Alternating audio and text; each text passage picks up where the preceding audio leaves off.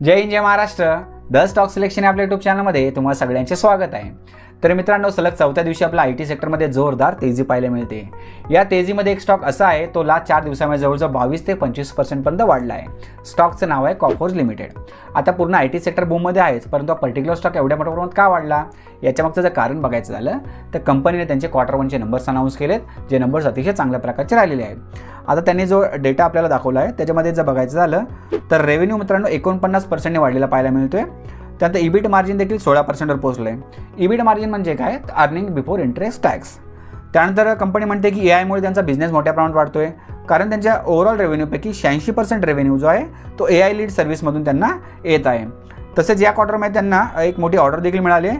ऑर्डरची साईज जर बघायची झाली तर $791 मिलियन एवढी ऑर्डरची साईज आहे.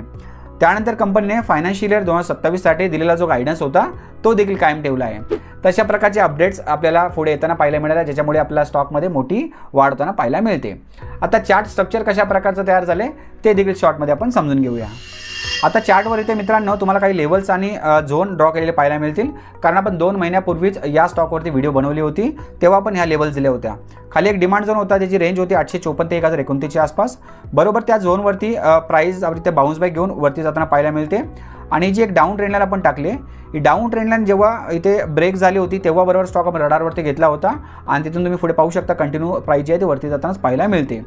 आता वरचा जो रेसिस्टन्स तुम्हाला दिला होता 1767च्या आसपास, बरोबर त्या रेसिस्टन्सपाशी आपल्याला थोडीशी प्रॉफिट बुकिंग पाहायला मिळते आणि स्टॉक जर थोडा करेक्ट होताना पाहायला मिळते. तुम्ही पाहू शकताय वरती इथे मोठी अशी वीक तयार झाली आहे. आता थोडीशी प्रॉफिट बुकिंग अशीच कंटिन्यू राहिली तर हा जो लो झाला होता इथे, हाच लो तुमचा आता पहिला सपोर्टचं काम करणार आहे.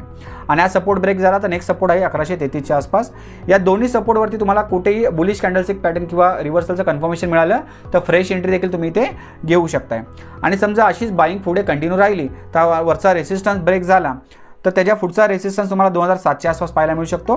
परंतु हा जो वरचा रेसिस्टन्स आहे 2007 मित्रांनो, तिथे एक सप्लाय झोन आहे आणि तुम्हाला माहितीच आहे सप्लाय झोनवरती आपल्याला सेलर्स ॲक्टिवेट पाहायला मिळतात आणि इथे आपल्याला एक्सपेक्टेड आहे की थोडीशी प्रॉफिट बुकिंग हेवीली होऊ शकते.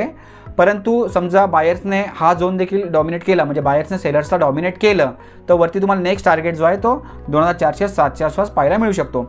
परंतु इम्पॉर्टंट लेवल आहे 2007च्या आसपास जो सप्लाय झोन आहे तिथे तुम्हाला बघायचं आहे प्राईसवरती सस्टेन राहते, ब्रेकआउट होते की तिथून तुम्हाला करेक्शन पाहायला मिळते. तर अशा प्रकारचे सपोर्ट्स आणि रेसिस्टन्स आहेत मित्रांनो. आता हे झालं शॉर्ट टर्म ट्रेडर आहे त्यांच्यासाठी. जे लॉंग टर्म ट्रेडर आहेत, ज्यांना याच्यामध्ये फ्रेश एंट्री करायची असेल किंवा ऑलरेडी त्यांच्याकडे होल्डिंग आहे, त्यांच्यासाठी मित्रांनो फक्त एवढ्या प्रकारची ही प्राइस ॲक्शन पुरेशी नसते. त्यासाठी आपल्याला स्टॉकचं डीपली ॲनालिसिस करावं लागतं. आणि आपण जी लास्ट व्हिडिओ बनवला त्याच्यामध्ये आपण डीपली ॲनालिसिस केलेला आहे. छोट्या गोष्टी ज्या आहेत त्या बारकाईने आपण कव्हर केल्या आहेत. त्यामुळे तुम्हाला काय माहिती मिळणार आहे ती मी तुम्हाला शॉर्टमध्ये सांगतो. तर पहिले तुम्हाला फंडामेंटल समजणार, म्हणजे कंपनी फंडामेंटली स्ट्रॉंग आहे की वीक आहे. त्यानंतर दुसरं म्हणजे व्हॅल्युएशन. तुम्ही कोणत्या स्टॉकमध्ये एंट्री करत असाल तर करेक्ट व्हॅल्युएशनला एंट्री करणं गरजेचं आहे, त्याच्यामुळे ती माहिती देखील इम्पॉर्टंट आहे. तिसरं फायनान्शियल. त्याच्यामध्ये आपण कंपनीची प्रॉफिट अँड लॉस पाहत असतो, म्हणजे कंपनीला सेल्स कशा प्रकारचा होतोय, कंपॅरेटिव्हली कंपनी नेट प्रॉफिट बरोबर कमवते का. तर हा जो आराखडा आहे 10 ते 11 वर्षाचा तो आपला त्यातनं समजतो.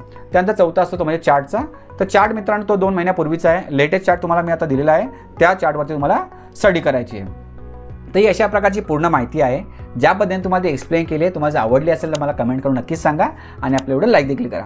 तसेच आपल्या चॅनलवरती नवीन असाल तर आपल्या चॅनल देखील सबस्क्राईब करून घ्या आणि साईडला जो बेल बटन आहे तो प्रेस करायला विसरू नका, कारण जेव्हा पण अशा इम्पॉर्टंट अपडेट्स आम्ही तुमच्याकडे आणत असतो त्या अपडेट्स जर तुम्हाला वेळेवरती मिळाल्या आणि वेळेवरती तुम्ही योग्य डिसिजन घेतला तर नक्की तुमच्याकडे फायदेशीर ठरू शकतो. धन्यवाद.